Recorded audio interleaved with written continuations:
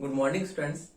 पिछली कक्षा में हम मार्क्स हमने पढ़ा था और मार्क्स का आपका राज्य संबंधी विचार और शासन संबंधी विचार आपका चल रहा था, जिसमें आपको बताया था कि मार्क्स राज्य को एक वर्गीय संस्था मानता है और वर्गीय संस्था मानने के कारण मार्क्स का जो है ये विचार है कि राज्य जो है एक वर्गीय आधार पर उसका निर्माण हुआ है और मार्क्स का मानना है कि राज्य क्या है, एक शोषण का यंत्र है। जो कि हमने पिछली कक्षा में आपको बताया था कि मार्क्स के अनुसार राज्य एक वर्गीय संस्था है और जिसमें हम देखते हैं कि पहले अवस्था में, क्योंकि मार्क्स ने अपने जो इतिहास की भौतिकवादी व्याख्या में मार्क्स ने किस प्रकार से जो है समाज की 6 अवस्थाओं का उसमें वर्णन किया है और उसने बताया कि आदिम अवस्था में क्योंकि व्यक्ति जो है कोई वर्ग नहीं था, उनके हितों में कोई टकराव नहीं था, संपत्ति नहीं थी,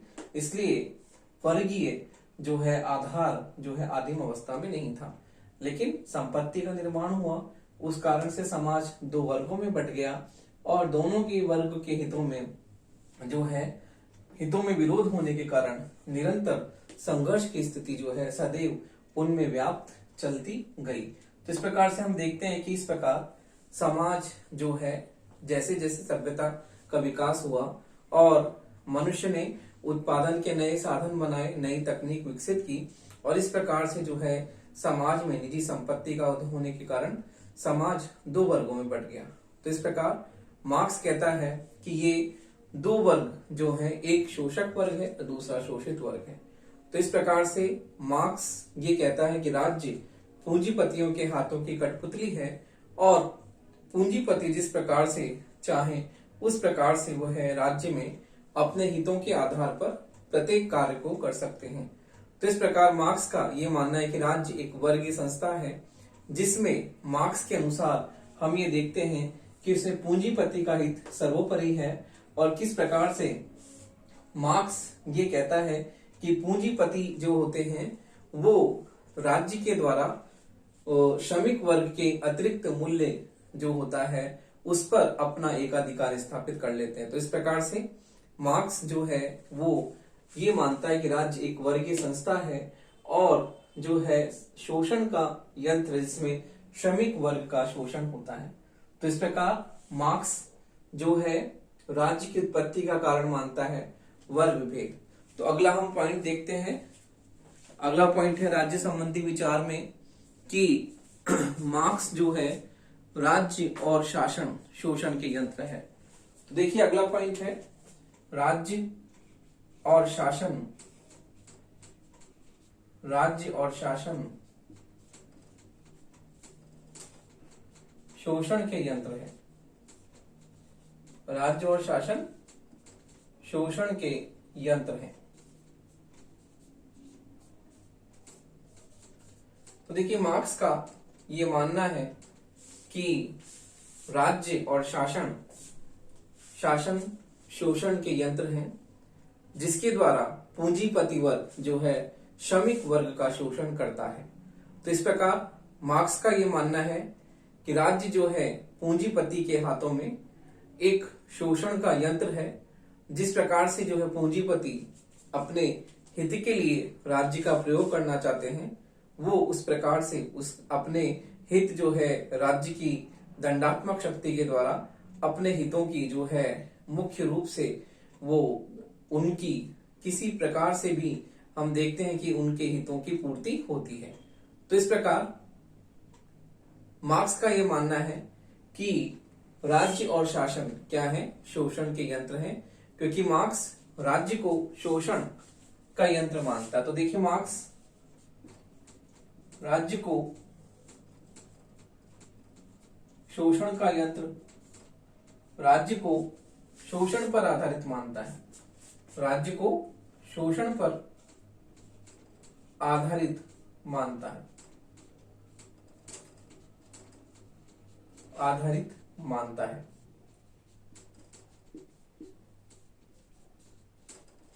अर्थात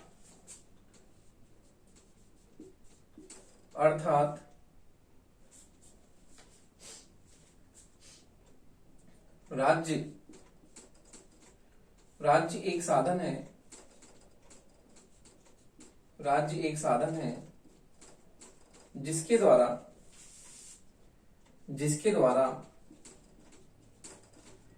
पूंजीपति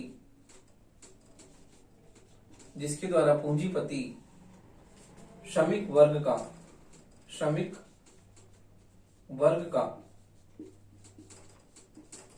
निरंतर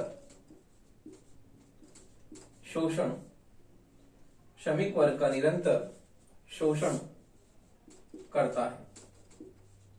तो देखिए, इस प्रकार मार्क्स राज्य को शोषण का यंत्र मानता है और ये कहता है कि राज्य जो है एक शोषण का यंत्र है जिसके द्वारा पूंजीपति जो है श्रमिक वर्ग का निरंतर शोषण करता है।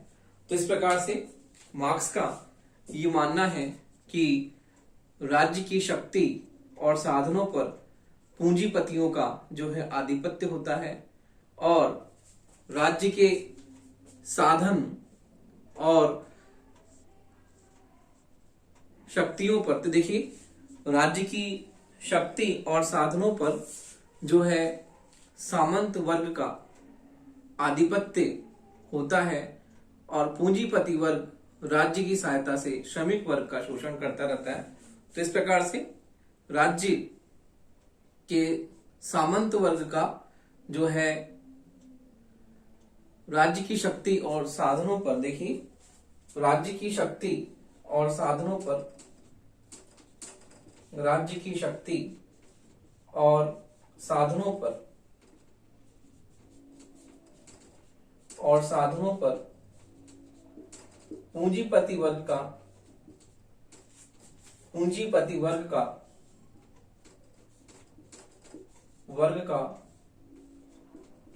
आधिपत्य होता है,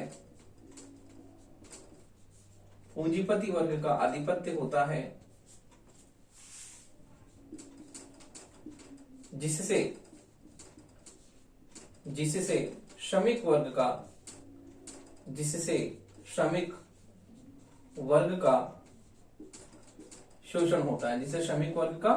शोषण होता है, तो देखिए इस प्रकार से मार्क्स राज्य को शोषण पर आधारित मानता है और ये कहता है कि मार्क्स सामंतवादी व्यवस्था में कहता है कि सामंतवादी व्यवस्था में राज्य की शक्ति और साधनों पर सामंतों का अर्थात पूंजीपति का आधिपत्य होता है और पूंजीपति का आधिपत्य होने के कारण जो है सामंतवादी व्यवस्था में हम देखते हैं कि उसमें जमींदार और सामंत जो होते हैं वो श्रमिक वर्ग का शोषण करते हैं।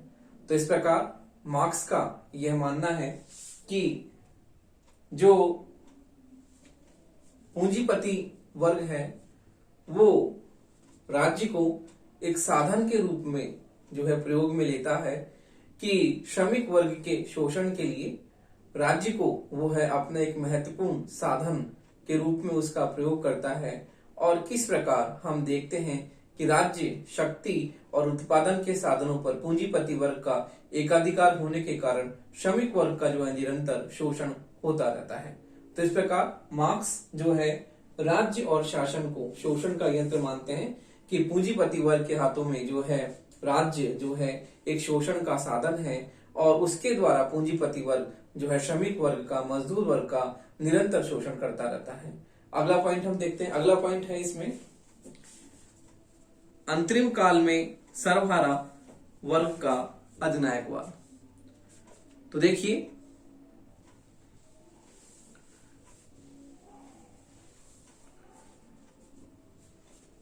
अगला पॉइंट है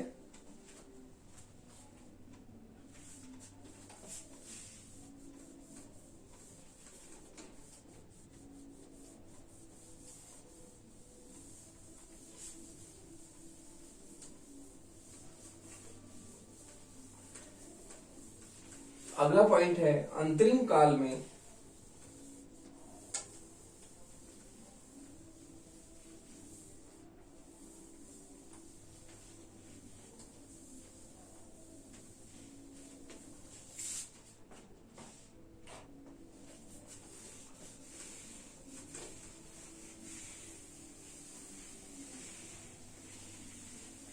देखिए अगला पॉइंट है अंतरिम काल में सर्वहारा वर्ग का अधिनायक। अंतरिम काल में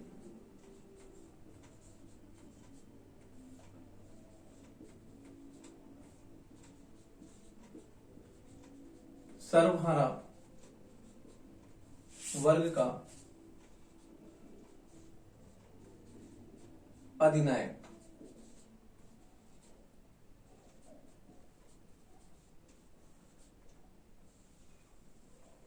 तो देखिए, मार्क्स का मानना है कि अंतरिम काल में सर्वहारा वर्ग का अधिनायक पद, इसका मतलब है कि मार्क्स राज्य को अनावश्यक मानता है और उसके विलीनीकरण में विश्वास करता है। तो देखिए मार्क्स जो है राज्य को अनावश्यक कहकर मार्क्स राज्य को अनावश्यक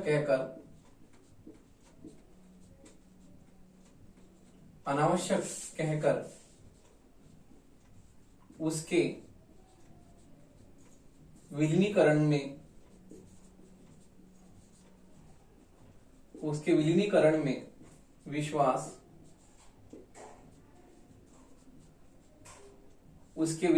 में विश्वास व्यक्त करता है।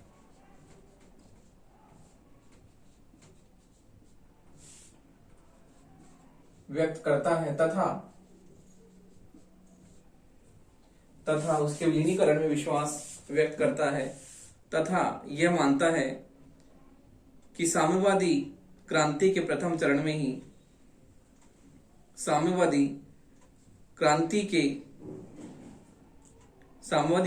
प्रथम चरण में ही तथा साम्यवादी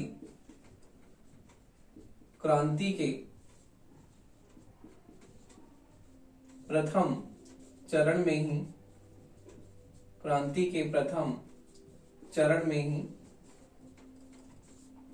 साम्यवादी क्रांति के प्रथम चरण में ही राज्य का अंत संभव या वांछनीय नहीं है।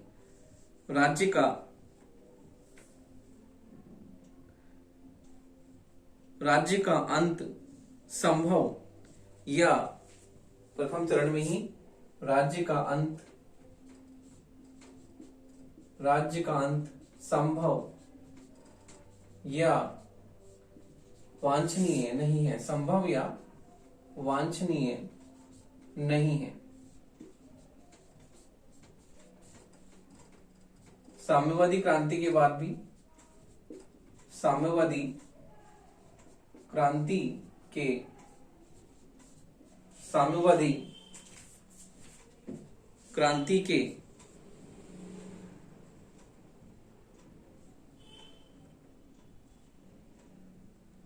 क्रांति के बाद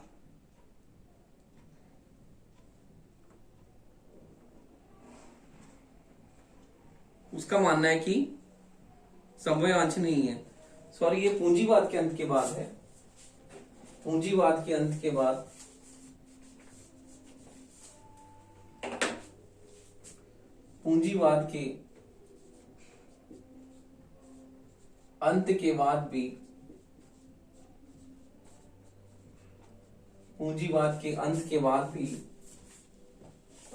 भी राज्य कुछ समय तक अस्तित्व में रहेगा। पूंजीवाद के अंत के बाद भी राज्य कुछ समय तक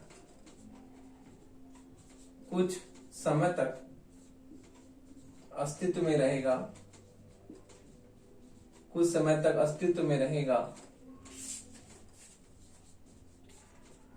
और इस काल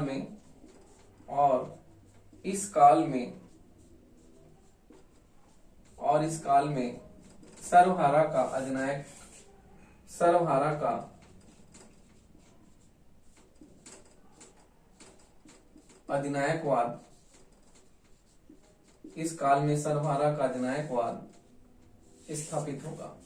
सर्वहारा का अधिनायकवाद स्थापित होगा। तो देखिए, मार्क्स का ये मानना है कि राज्य को वो अनावश्यक मानता है और मार्क्स जो है राज्य के अंत की बात करता है कि राज्य एक न एक दिन समाप्त हो जाएगा। तो मार्क्स राज्य को अनावश्यक मानता है और राज्य के विलीनीकरण में विश्वास रखता है कि राज्य एक दिन अवश्य समाप्त हो जाएगा, क्योंकि राज्य एक वर्गीय संस्था है, शोषण का यंत्र जो कि श्रमिक वर्गों का शोषण करता है। तो इसलिए मार्क्स राज्य के विलीनीकरण की बात करता है कि एक न एक दिन अवश्य ही राज्य का जो है लोप हो जाएगा, राज्य का अंत हो जाएगा। तो इस प्रकार मार्क्स ये कहता है कि साम्यवादी क्रांति के प्रथम चरण में ही राज्य का अंत संभव या वांछनीय नहीं है, कि साम्यवादी क्रांति होगी और उसके प्रथम चरण में ही राज्य का लोप हो जाए, ऐसा जो है ये इस तरह का राज्य का अंत साम्यवादी क्रांति के पहले चरण में होना संभव नहीं है, अनिवार्य नहीं है। और वो कहता है पूंजीवाद के अंत के बाद भी जब साम्यवादी क्रांति होगी, पूंजीवाद का अंत हो जाएगा, क्योंकि उसमें मार्क्स कहता है खूनी क्रांति होगी और हिंसक क्रांति के द्वारा, हिंसक साधनों के द्वारा जो है साम्यवादी क्रांति में श्रमिक वर्ग जो होता है, वो श्रमिक वर्ग, मजदूर वर्ग, पूंजीपतियों का जो है अंत कर देंगे। हिंसक क्रांति के द्वारा पूंजीपतियों का सफाया हो जाएगा। और उसके बाद में मार्क्स का ये मानना है कि उसमें हम देखते हैं कि उसमें भी राज्य कुछ समय तक अस्तित्व में रहेगा और इस काल में सर्वहारा का अधिनायकवाद स्थापित हो जाएगा, जिसमें सर्वहारा का अधिनायकवाद में मार्क्स कहता है कि पूंजीपतियों का पूरी तरह से अंत हो जाएगा और उसके बाद में जो है उत्पादन के साधनों पर और तकनीक पर किसका स्वामित्व होगा? श्रमिक वर्ग का। तो इस प्रकार से मार्क्स कहता है कि उत्पादन के साधनों पर जब पूंजीवाद का अंत हो जाएगा तो उस काल में जो है उत्पादन के साधनों पर श्रमिक वर्ग, मजदूर वर्ग का जो है अधिनायक जो है उनका स्वामित्व स्थापित हो जाएगा। तो इस प्रकार मार्क्स ये कहता है कि उस काल में भी साम्यवादी क्रांति के प्रथम चरण में भी जब राज्य कुछ समय तक अस्तित्व में रहेगा और इसको ट्रांजिशन पीरियड का है, संक्रांति काल का है, इस समय में राज्य रहेगा और इस काल में सर्वहारा का अधिनायकवाद स्थापित होगा। तो इस प्रकार मार्क्स का मानना यह है कि सर्वहारा वर्ग के द्वारा पूंजीपतियों के प्रतिरोध को कुचलने के लिए जो है पूंजीवाद को पूरी तरह से समाप्त करने की बात मार्क्स करता है। तो इस प्रकार हम देखते हैं कि राज्य संबंधी अवधारणा में अगला पॉइंट है राज्य विहीन व वर्ग विहीन समाज की स्थापना का आदर्श। तो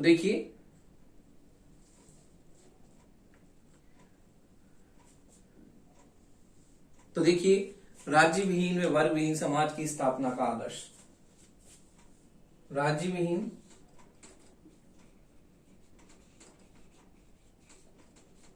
वर्ग विहीन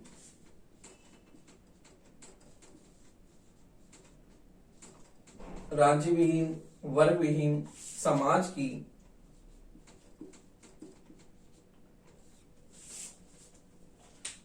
राज्य विहीन वर्ग विहीन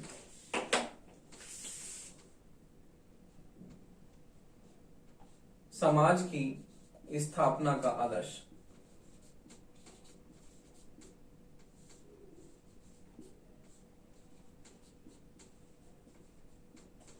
राज्य विहीन वर्ग विहीन समाज की स्थापना का आदर्श।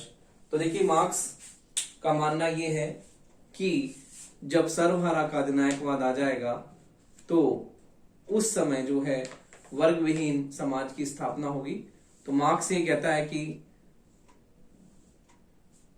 राज्य एक स्थायी संस्था नहीं है और सर्वहारा वर्ग के अधिनायकवाद के बाद में विरोधी वर्ग का अंत हो जाएगा और उसके साथ साथ ही राज्य की सत्ता भी समाप्त हो जाएगी, क्योंकि मार्क्स का ये मानना है कि राज्य कोई स्थायी संस्था नहीं है, राज्य एक वर्गीय संस्था है।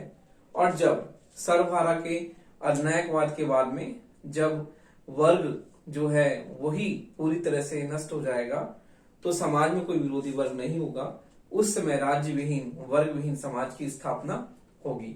तो इस प्रकार से मार्क्स जो है राज्य विहीन वर्ग विहीन समाज की स्थापना का एक उच्च आदर्श लेकर चलता है। तो हम देखते हैं कि मार्क्स की तुलना जब हम गांधी से करते हैं तो मार्क्स भी जो है एक तरह से हम देखते हैं कि गांधी ने भी मार्क्स की तरह ही जो है एक परम आदर्श की बात कही थी रामराज्य की, जो आज तक स्थापित नहीं हो पाया। लेकिन मार्क्स और गांधी में एक बहुत ही बड़ा अंतर हम देखते हैं किस प्रकार से है। मार्क्स जो है हिंसक साधनों की बात करता है, जबकि गांधी जो है अहिंसक साधनों के द्वारा ही अपनी जो है परम लक्ष्य को प्राप्त करने की बात करते हैं। तो इस प्रकार से हम देखते हैं कि मार्क्स ने भी राज्य विहीन वर्ग विहीन समाज की स्थापना का एक परम आदर्श स्थापित किया, और वो कहता है कि जब सर्वहारा का अधिनायकवाद स्थापित हो जाएगा तो उस समय राज्य जो एक वर्ग की संस्था है, शोषण का यंत्र है, उस संस्था का भी अंत हो जाएगा। और इस प्रकार से राज्य के अंत के बाद, राज्य के लोप होने के बाद एक वर्ग विहीन राज्य विहीन समाज की स्थापना होगी, जिसमें मार्क्स ये कहता है कि जिसमें राजनीतिक सत्ता श्रमिक वर्ग के हाथों में होगी और उत्पादन के साधनों पर श्रमिक वर्ग मजदूर वर्ग का आधिपत्य स्थापित हो जाएगा। इस प्रकार से पूंजीपतियों का समूल रूप से जो है उनका नाश हो जाएगा, पूंजीपति समूल रूप से नष्ट हो जाएंगे और उनके अंत के बाद में राज्य का जो है अंत हो जाएगा। और इस प्रकार मार्क्स राज्य विहीन वर्ग विहीन शोषण विहीन समाज की स्थापना का जो है परम आदर्श स्थापित करता है। तो इस प्रकार हम देखते हैं कि मार्क्स की जो ये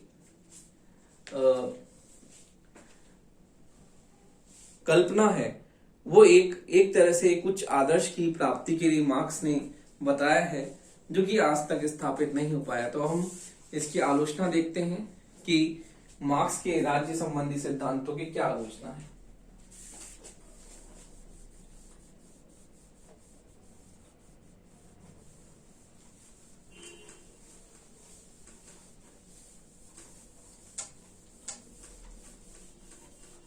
तो देखिए, मार्क्स के राज्य संबंधी या शासन संबंधी विचारों की आलोचना हम देखते हैं क्या है, क्योंकि आपके 20 नंबर का प्रश्न कई बार आता है कि मार्क्स के राज्य संबंधी विचार या शासन संबंधी विचार। तो देखिए,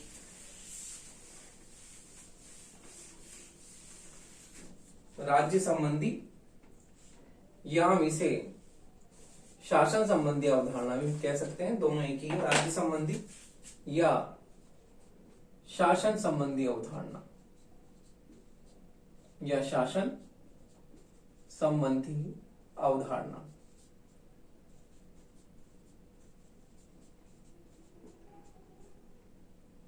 इसकी आलोचना हम देखते हैं किस आधार पर मार्क्स के राज्य संबंधी विचारों की आलोचना की जाती है। इस प्रकार है, पहला है, राज्य एक वर्गीय संगठन नहीं है वरन एक नैतिक संगठन है। राज्य एक वर्गीय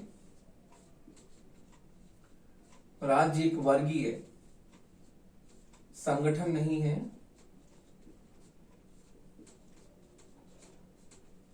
बल्कि एक नैतिक संगठन है। तो देखिए, मार्क्स का ये मानना कि राज्य एक वर्गीय संगठन है गलत है, क्योंकि राज्य वर्गीय संगठन न होकर एक नैतिक संगठन है और राज्य व्यक्ति के लिए परम आवश्यक है, क्योंकि राज्य व्यक्ति के विकास के लिए जो है बहुत ही जरूरी संस्था है और राज्य में रहकर ही व्यक्ति अपना सर्वांगीण विकास कर सकता है। उसके व्यक्तित्व का विकास राज्य में रहकर ही होता है। अगला पॉइंट है, वर्तमान राज्य सर्वहारा वर्ग का शत्रु न होकर मित्र है। तो देखिए, आलोचना है, वर्तमान राज्य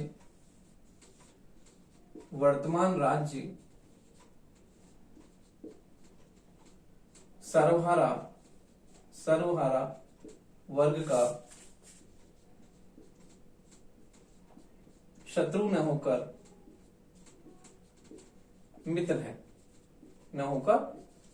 देखिए, वर्तमान राज्य में हम देखते हैं कि वर्तमान राज्य में सर्वहारा का मतलब मजदूर वर्ग, किसान वर्ग, उसका जो है वर्तमान राज्य शत्रु न होकर मित्र है, क्योंकि राज्य जो है किस प्रकार से हमने देखा कि अमेरिका में, विकसित देशों में भी जो है जो नियमों में बदलाव किया गया है कि मजदूरों के, श्रमिकों के हित में उन्होंने किस प्रकार से नए नए नियम निकाले हैं और किस प्रकार उनकी जो है मजदूरी में संशोधन करके उन्हें एक न्यूनतम आवश्यक जो है न्यूनतम मजदूरी का उन्हें जो है वेतन निर्धारित किया गया है, जिस कारण से वो है अपना जो है अपनी आवश्यकताओं की पूर्ति कर सकें। तो इस प्रकार से वर्तमान राज्य हम देखते हैं कि सर्वहारा मजदूर का शत्रु न होकर मित्र है। वर्तमान राज्य में जो है मजदूर वर्ग, किसान वर्ग को जो है ध्यान में रखकर, उनके वर्ग हितों को ध्यान में रखकर भी सरकार क्या करती है, अपनी नीति निर्धारण करती है। अगली आलोचना हम देखते हैं। अगली आलोचना है कि राज्य स्थायी नहीं वरन स्थायी संस्था है। तो राज्य स्थायी नहीं, अस्थायी नहीं वरन स्थायी संस्था है। तो देखिए, राज्य अस्थायी नहीं,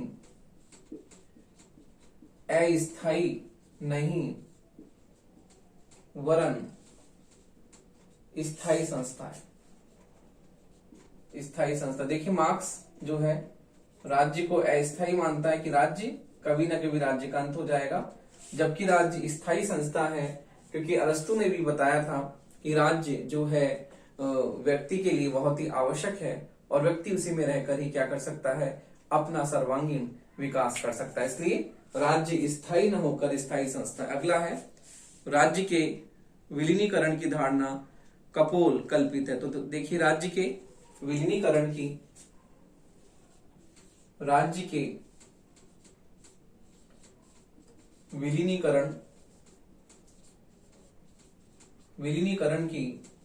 धारणा कपोल कल्पना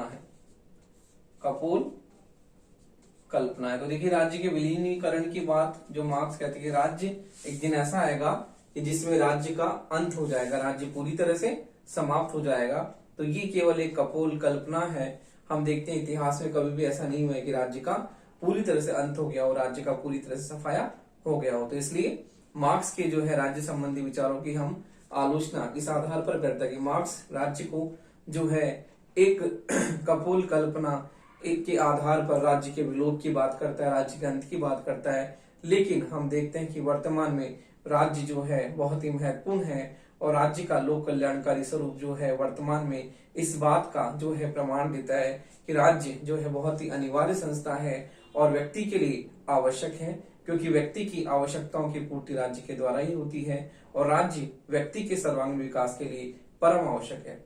तो इस प्रकार मार्क्स के राज्य संबंधी विचारों के बाद में आपके एक और दूसरा विचार आता है कि मार्क्स के लोकतंत्र धर्म संबंधी विचार।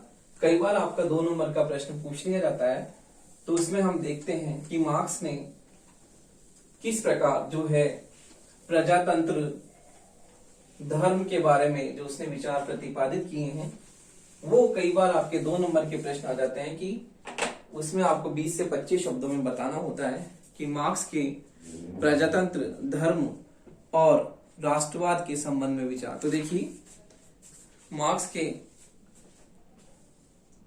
के प्रजातंत्र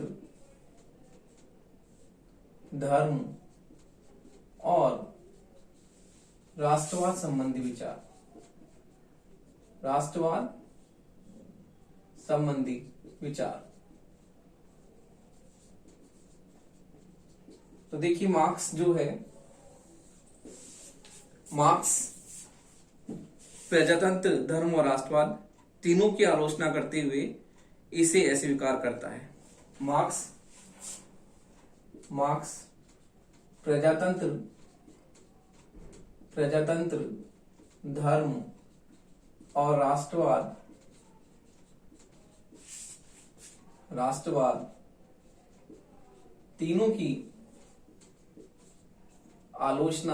तीनों की आलोचना करते हुए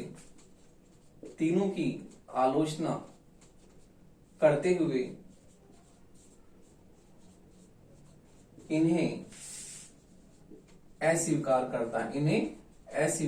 करता है। मार्क्स प्रजातंत्र को प्रजातंत्र को धनिकों की संस्था, मार्क्स प्रजातंत्र को धनिकों की संस्था, मार्क्स प्रजातंत्र को धनिकों की संस्था कहकर उसका उपहास करता है, उसका उपहास करता है। प्रजातंत्र को धनिकों की संस्था कहकर उसका उपहास करता है। अर्थात मार्क्स से कहता है कि लोकतंत्र में जो है किसी भी व्यक्तियों के जो है हितों की रक्षा नहीं होती है, इसमें केवल धनिक वर्ग के हितों की रक्षा होती है। तो इस प्रकार मार्क्स जो है धर्म को भी जनता का एक शोषण मानता है, कि मार्क्स का यह मानना है कि धर्म जो है वो धर्म को भी जनता का, मार्क्स धर्म को भी जनता के एक शोषण का यंत्र मानता है, जनता के शोषण का एक यंत्र मानता है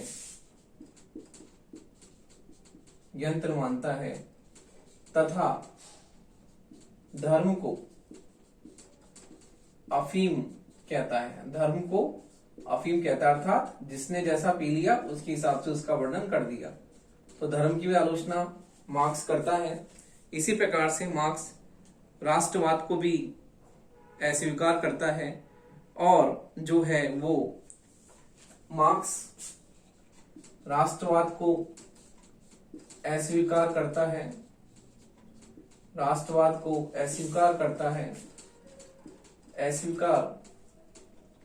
राष्ट्रवाद को भी अस्वीकार